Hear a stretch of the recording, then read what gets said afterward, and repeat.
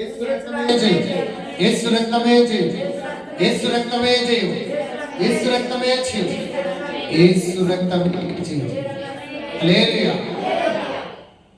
ఆ మాట అన్నప్పుడు నేను ఖచ్చితంగా ఒక మాట చెప్పాను,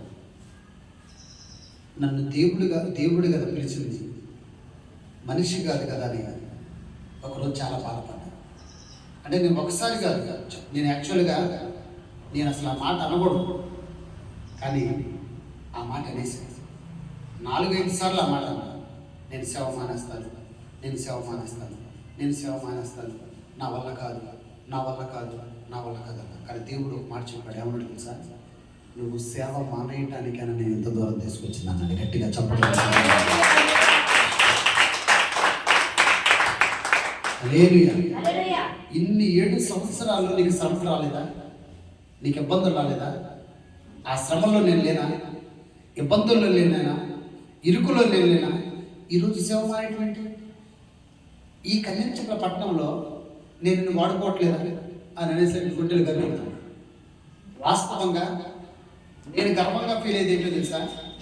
దేవుడు నాకు ఇచ్చిన అభిషేకం వేరు. గట్టిగా చప్పట్లు కొడుతూ దేవుడు.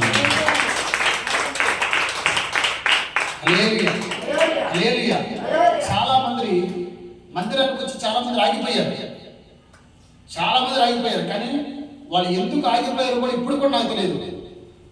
కానీ దేవుడు ఒక మాట చెప్పాడు, మందిరంలో జనం ఉన్నా లేకపోయినా, ప్రజలు ఉన్నా లేకపోయినా నువ్వు నా సేవ చేయాలి.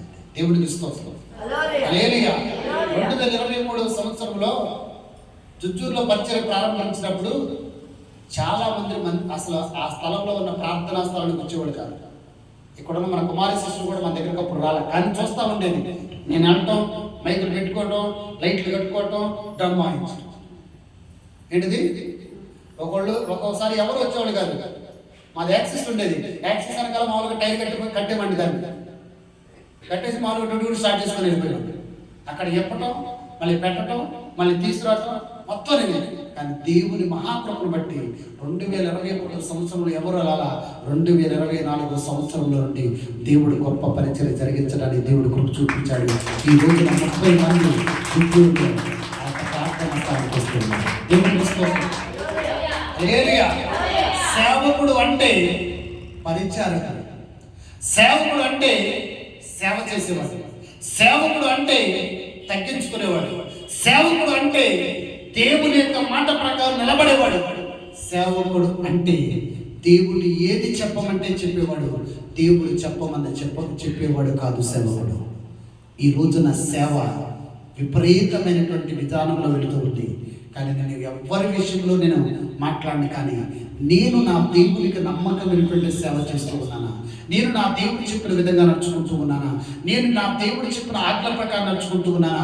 నేను నా దేవుడు నన్ను బట్టి నా ప్రభు సంతోషిస్తున్నాడా లేదా అని ప్రతిరోజు కూడా చెక్ చేసుకుంటూ ఉన్నా.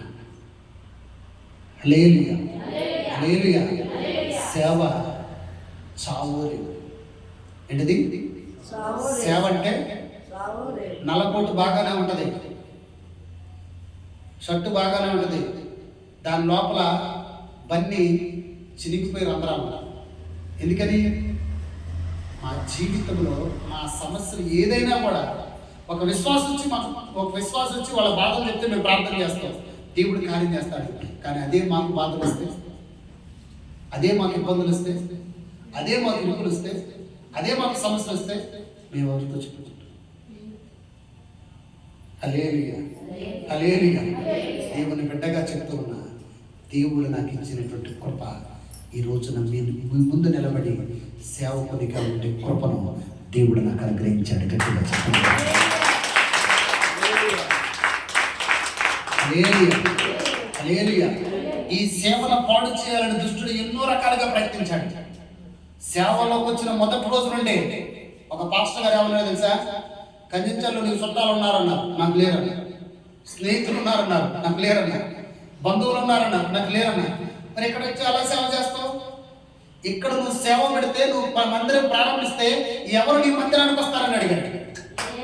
హల్లెలూయా, హల్లెలూయా, హల్లెలూయా.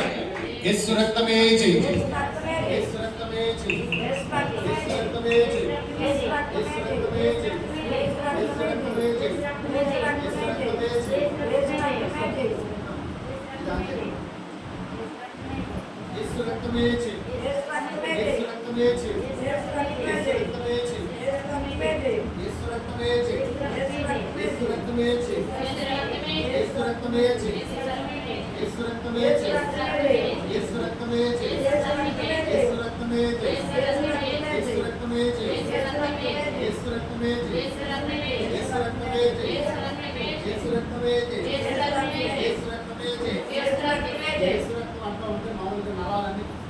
ఎలా ఉంటుంది తెలుసా?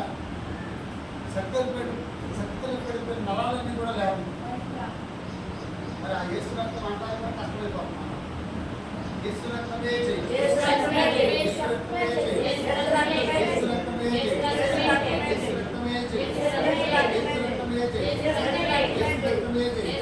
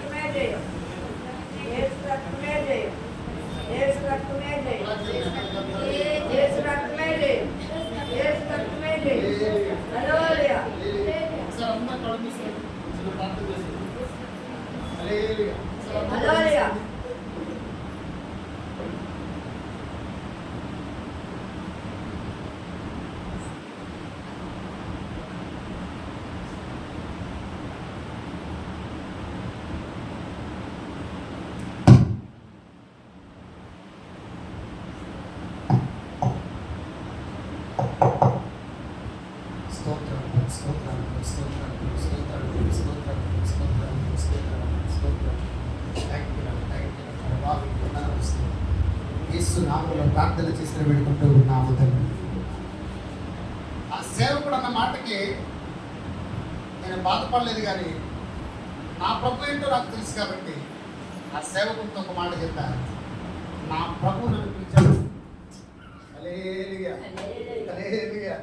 యేసు రక్తమే జై, యేసు రక్తమే జై, యేసు రక్తమే జై, యేసు రక్తమే జై, యేసు రక్తమే జై. సందీప్కి అంత ఆత్రం అంటే ఆయన గాత్రం నాకు గాత్రంగా ఉంది.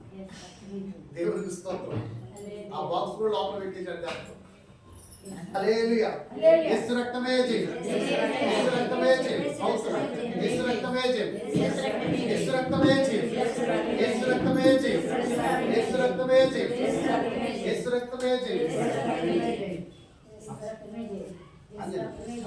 యేసు రక్తమే జై, యేసు రక్తమే జై.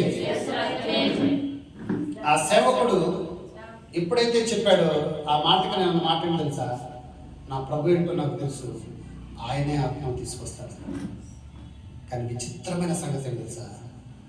నేను నా కుటుంబం మాత్రమే మందిరానికి వచ్చి ప్రార్థన చేసుకుని వెళ్ళేవాళ్ళు.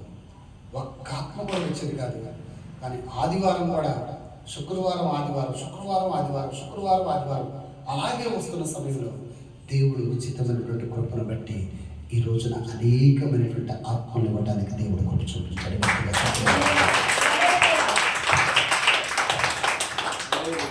సేవ దేవునికి మాత్రమే చేయాలి. ఒక సేవకుడు సేవ దేవుని సంతోషపెట్టే సేవ చేయాలి. మనుషులు సంతోషపెట్టే సేవ చేసేవా కొద్ది కాలం మాత్రమే నిలబడతావు, కొద్ది కాలం మాత్రమే ఉంటుంది, కొద్ది కాలం మాత్రమే నువ్వు సేవలో ఉండగలుగుతావు. కానీ దేవుడు కోరుకునేటటువంటి సేవలు తెలుసా?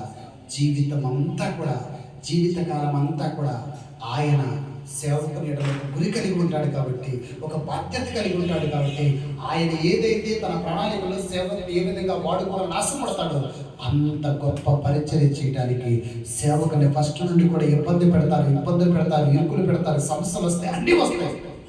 కానీ దేవుడు చూసేది తెలుసా? ఈ సేవలో నిలబడతాడా లేదా? హల్లెలూయా. ఈ సేవలో నిలబడతాడా లేదని చూస్తాడు. నిలబడటం సేవకుడు నిలబడితే ఖచ్చితంగా దేవుడు ఈ భారతదేశానికి కాదు చూపించేది, ఆయన ప్రపంచానికి చూపిస్తాడు నా సేవకుడు అని. దేవుడికి స్తోత్రం. హల్లెలూయా. ఈ రోజున సేవకుడు నమ్మకంగా ఉండాలి, ఆత్మలు కూడా అంటే విశ్వాసులు కూడా నమ్మకంగా ఉండాలి. మందిరపు ఎన్ని గంటలకు ప్రార్థన అంటే 10:30 అంటారు, కొంతమంది 11 గంటలకు అంటారు. ముగింపు సమయంలో వచ్చి ఆమెనంటే సరిపోయిందిగా. ఆ మహాతల్లి పాపం రాత్రి ఏ సెకండ్ షోకి వెళ్ళి వచ్చిందో కానీ హల్లెలూయా. ఇందాక నుండి మామూలుగా నోరు తెలిసి నిద్రపోతా ఉంది, లేకపోతే పాపం హల్లెలూయా. చివరి ప్రార్థన పిలిచింది. దేవుడికి స్తోత్రం. హల్లెలూయా, హల్లెలూయా. ఈ రోజున దేవుని యొక్క కటాక్షం, ఆయన కటాక్షం నా మీద ఉంది కాబట్టి, మీ మీద ఉంది కాబట్టి ఈరోజు సంతోషంతో ఆయన ఆరాధించగలుగుతారు. మీరు అన్నమైనా మానేయండి కానీ, టిఫిన్ అయినా మానేయండి కానీ, భోజనమైనా మానేయండి కానీ, ప్రార్థన మట్టుకు ఎప్పుడు మానేయండి. హల్లెలూయా. నువ్వు నిలబడాలంటే పునాది ప్రార్థనే, నువ్వు నిలబడాలంటే పునాది వాక్యం. ఈ రెండో చర్చలు ఏమండి, బిర్యానీలోకి దమ్ బిర్యానీలోకి కర్రీ బాగుంటుందా లేకపోతే మామూలుగా కట్టా బాగుంటుందా అంటే ఏం చెప్తారు? అంతేనా? నువ్వు బాగానే చెప్పావు, నీకు అదంటే బాగా ఇష్టం, దేవుడికి స్తోత్రం. హల్లెలూయా. బాగానే చెప్పాడు, తప్పేం లేదు. కర్రీగా మీరు చెప్పలేదు. మీరు కోరేసుకొని ఉంటారా? మీరు తినకుండా ఉంటారా? తింటారు కదా, మీరు చెప్పచ్చు కదా. కానీ చెప్పాడు, ఎందుకో తెలుసా? ఈ రోజున ఏదైతే నువ్వు ప్రార్థన చేస్తావో దానికి ఆటోమేటిక్గా వాక్యం చదవటం ప్రారంభిస్తే, దానికి ఆటోమేటిక్గా వాక్యం ధ్యానం చేయటం ప్రారంభిస్తే, ఇసుక మీద కట్టినటువంటి పునాదిగా కాకుండా బండ మీద కట్టినటువంటి పునాదిగా నీ జీవితం ఉంటుంది. గట్టిగా చెప్పడం. ఈ రోజున ప్రతి ఒక్కరి మీద దేవుని యొక్క కటాక్షం ఉంది కాబట్టి, ఆయన కృప కలిగినటువంటి దేవుడు, కనికరము కలిగినటువంటి దేవుడు, సర్వశక్తిమంతుడైనటువంటి దేవుడు. మనుషుల సహాయం వైపు చూడొద్దు, మనుషుల వైపు చూడొద్దు, మనుషుల దగ్గరికి వెళ్ళొద్దు. ఎప్పుడైనా ఏది కావాలన్నా ప్రభు దగ్గరికి వచ్చి నాకు ఇది కావాలి, నీ కటాక్షము నా మీద ఉండదు ప్రభు అని ప్రార్థన చేయడానికి నువ్వు ఇష్టపడితే, ప్రార్థన చేస్తే ఖచ్చితంగా దేవుడే ఆయన దిగి వస్తాడు, నీ దగ్గరికి వస్తాడు, నీ అవసరాలు తీరుస్తాడు, మనుషుల ఎదుట నిన్ను నిలబెడతాడు. ఈ రోజున నీవు నేను నమ్ముకున్న యేసయ్య కృప కటాక్షములతో మనల్ని నింపును గాక. యేసు నామములో జరుగును గాక. దేవుని యొక్క కటాక్షము మన మందిరం మీద ఉండును గాక. దేవుని యొక్క కటాక్షం మన సంఘం మీద ఉండును గాక. దేవుని యొక్క కటాక్షము మన సంఘ బిడ్డల మీద ఉండును గాక. దేవుని యొక్క కటాక్షం ఈ రోజు మందిరంలో ఉన్న ప్రతి ఒక్కరి మీద ఉండును గాక. దేవుడే తన సేవకుల ద్వారా వారితో మాట్లాడును గాక. యేసు నామములో జరుగును గాక. హల్లెలూయా. ఆ ప్రసంగాంశం, ప్రభువా నీ కటాక్షము మా మీద ఉండను. దయచేసి అందరూ లేచి నిలబడదాం. దయచేసి అందరూ లేచి నిలబడి